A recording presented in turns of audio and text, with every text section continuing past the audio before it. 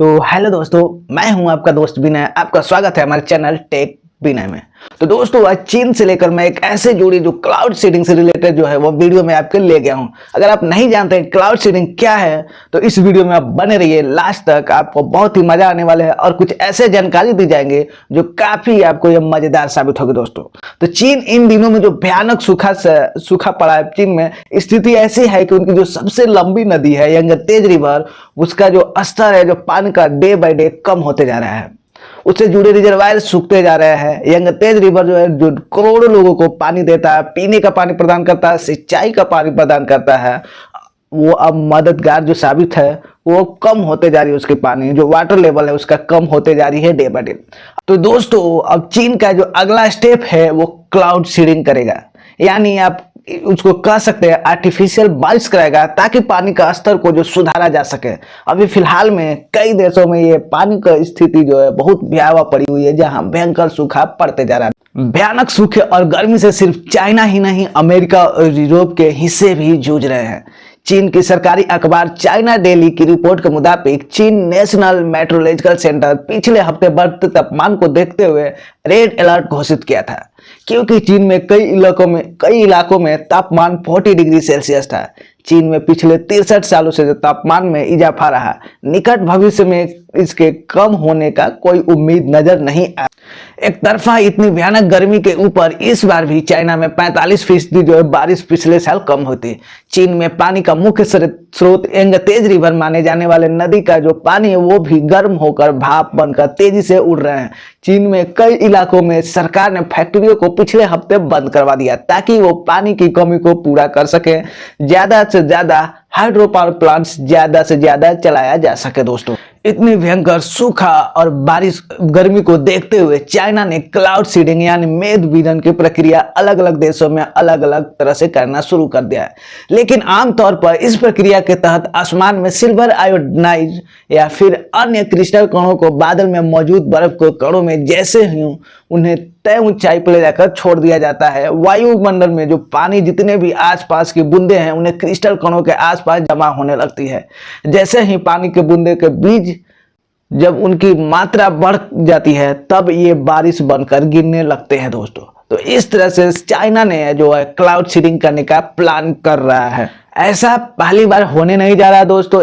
बहुत पहले भी एक बार चाइना ने जब चीन के मौसम में बदलने की योजना बना रहा था, पिछले साल उसने बीजिंग में क्लाउड सीडिंग भी की थी, क्योंकि चाइना कम्युनिस्ट पार्टी जो 100वें साल पर फेस्टिवल मना रहा था, उसे बारिश के बाद साफ आसमान और साफ सूरज चाहिए था। इसके अलावा उन्होंने इस तरीके को 2008 में ओलंपियाड में से पहले जो बादलों है, जितना भी बादल थे आसमान से, उनको भी खाली कराया था। इसको देखते हुए दोस्तों, दुबई भी कहाँ पीछे हटने वाला था। उसने भी एक नई जो टेक्निक डेवलप की।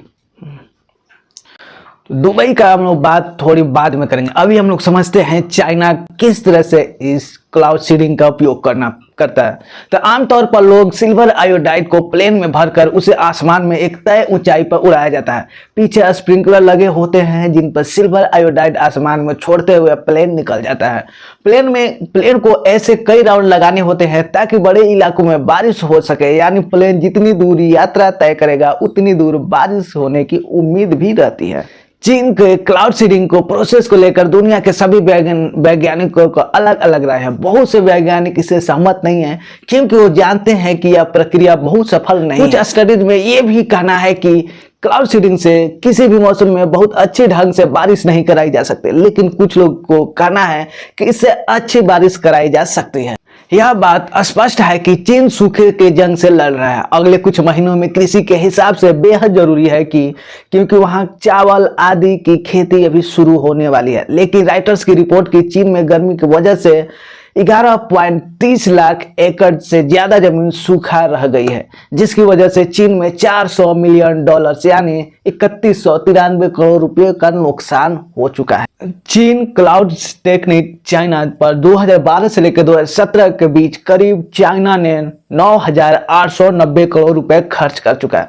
उसका दावा था कि 2025 आने तक देश के आधे से ज्यादा हिस्सों में जब चाहे वो तब बारिश करा सकता है। ऐसे में दुबई ने भी एक नई टेक्निक का खोज की। उनके बारे में क्या है, किस तरह से, आइए उनके बारे में भी हम लोग विस्तार रूप से जानते हैं।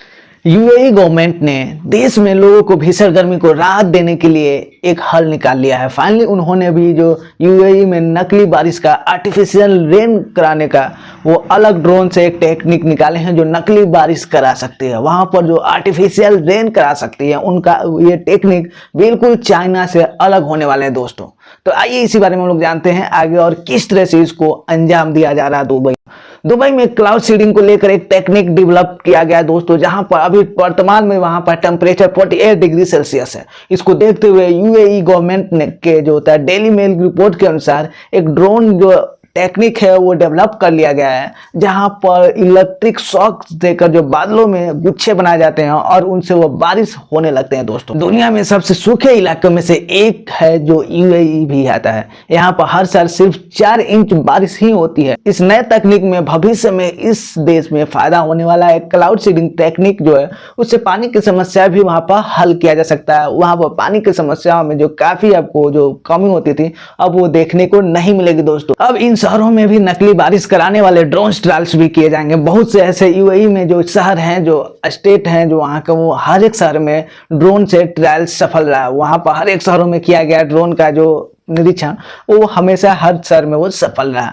तो देश में करीब कई शहरों में जो है 15 मई को ये जो बारिश हुई थी कराई गई थी। न्यूज 18 की रिपोर्ट से अगर माना जाए तो 2017 में संयुक्त अरब अमीरात में 9 अलग अलग बारिश बनाने वाले प्रोजेक्ट पर $15 मिलियन खर्च किए गए। तो दोस्तों आज के लिए फिलहाल इस वीडियो में इतना ही। मिलता हूं मैं आपसे अगली वीडियो में, तब तक आप स्वस्थ रहिए और मस्त रहिए दोस्तों।